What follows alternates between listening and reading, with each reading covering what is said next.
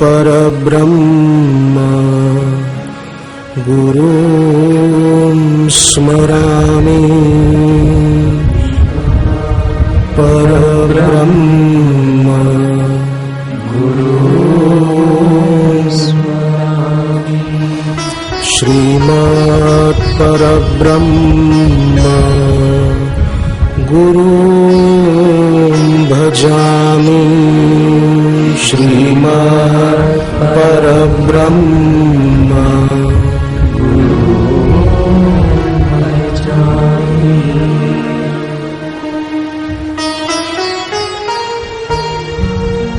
गुरु पूर्णिमा के पावन पर्व निमित्त गुरुदेव के पावन दर्शन और सत्संग हेतु जो सौभाग्यशाली आए हैं उन सभी के चरणों में वंदन।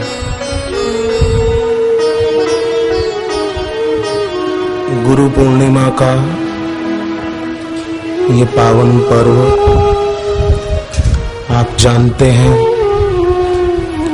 गुरुदेव के प्रति कृतज्ञता व्यक्त करने का पर्व है। माघ मास में सूर्य पूजा का विधान है आरोग्यता की प्राप्ति हेतु। फाल्गुन मास में होली का पूजन का विधान है बच्चों की सुरक्षा हेतु। चैत्र मास में ब्रह्मा आदि दिक्पालों की पूजा का विधान है वर्ष भर सुख शांति हेतु। वैशाख मास में भगवान माधव की पूजा का विधान है शरीर छूटने के बाद वैकुंठ आदि की प्राप्ति हेतु। ज्येष्ठ मास में यमराज की पूजा का विधान है लंबी आयु की प्राप्ति हेतु।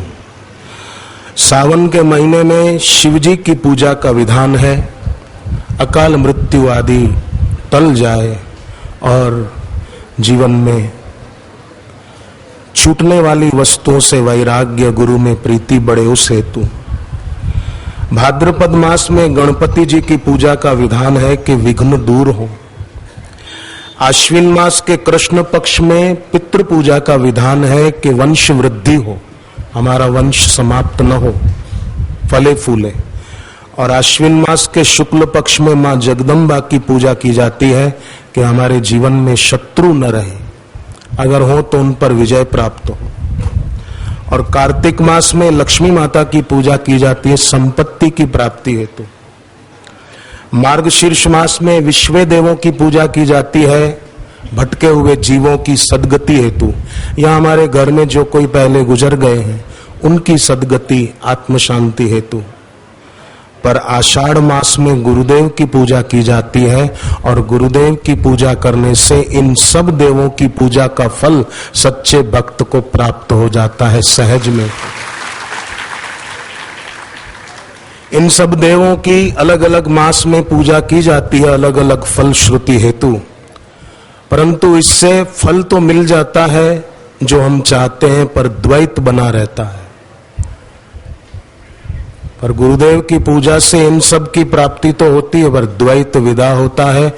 और आषाढ़ मास में गुरु पूर्णिमा के पर्व पर गुरुदेव की पूजा करने वाले के जीवन से द्वैत विदा लेता है, उसकी अद्वैत में स्थिति होती है। आषाढ़ मास में गुरु पूर्णिमा आती है क्यों? आषाढ़ मास में हम देखते हैं बादल आकाश में छाए रहते हैं जैसे अभी भी हैं ऊपर और कभी भी बरस जाते हैं।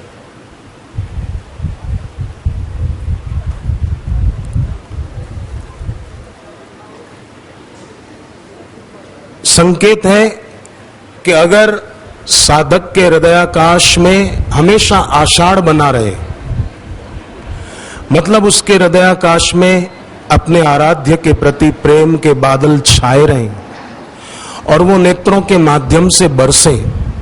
आदमी रोता है ना, एक तो दुख में रोता है, दुखी बहुत है, समस्याएं बहुत है जीवन में, कर्जा है, बेटे बेटी की कोई समस्या है, बीमारी है, नौकरी नहीं मिल रही। इसमें आदमी कई बार किसी ने कोई आरोप लगा दिया तो लोग रोते हैं। तो दुख में जो आंसू बहाए वो दुख को और बढ़ाते हैं, पर एक आंसू होते हैं जो दूसरे के दुख को दूर करने की प्रार्थना में जो बहते हैं। यहां दूसरे का दुख देखकर जो आ जाते हैं वो सुख शांति देने वाले होते हैं। दूसरा, अपने आराध्य की याद में जो आंसू आ जाते हैं, आप सबका अनुभव होगा, कभी कभी माला करते करते, पाठ करते करते गुरुदेव की याद आ जाती है और आंख में आंसू आ जाते हैं। ये सच्चा रुद्राभिषेक है।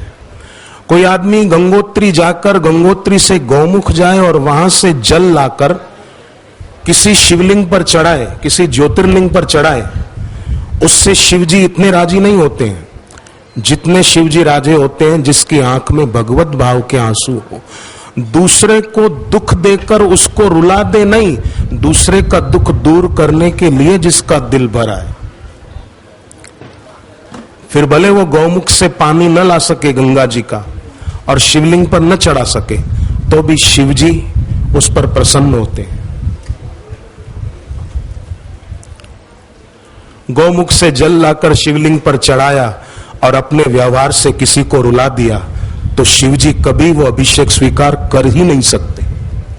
रावण ने ऐसे कई अभिषेक किए थे, पर शिवजी ने कोई स्वीकार नहीं किए।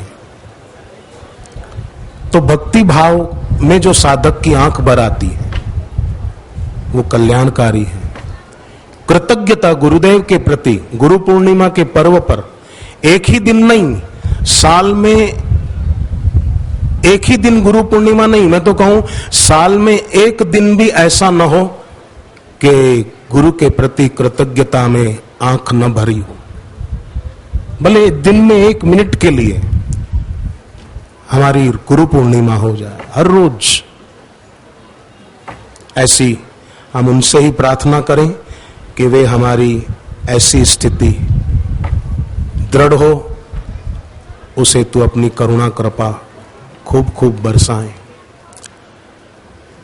22 तारीख को अपने घर पर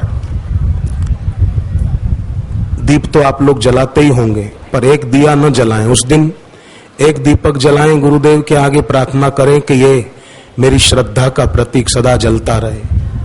दूसरा दिया जलाएं कि आपकी करुणा मुझ पर बरसती है, सदा बरसती रहे। ये आपकी करुणा का नाम का दिया है गुरुदेव, बरसती रहती है पर और भी बरसे।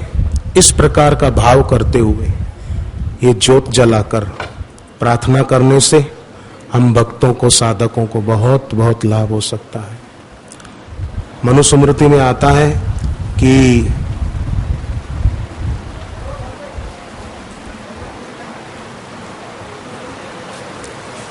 ओम नमो भगवते वासुदेवाय, भगवते वासुदेवाय। ओम नमो भगवते वासुदेवाय, ओम नमो भगवते वासुदेवाय। ओम नमो भगवते वासुदेवाय, ओम नमो भगवते वासुदेवाय। ओम नमो भगवते वासुदेवाय। ओम नमो भगवते वासुदेवाय।